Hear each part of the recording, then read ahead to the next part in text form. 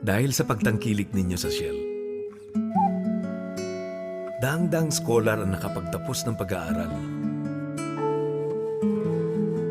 Libo-libong Pilipino ang nagkaroon ng trabaho. Maraming pamilya ang nabigyan ng tahanan. Iba't ibang pamayanan ang nabigyan ng kalidad na daan. Libo-libong magsasaka ang natulungan sa agrikultura. At natugunan ng malampaya ang pangangailangan natin sa enerhiya. Marami na tayong natulungan sa loob ng 100 taon. At sa susunod na mga taon, tuloy-tuloy ang ating pagsulong. 100 tungo sa kinabukasan. 100 years of Shell companies in the Philippines.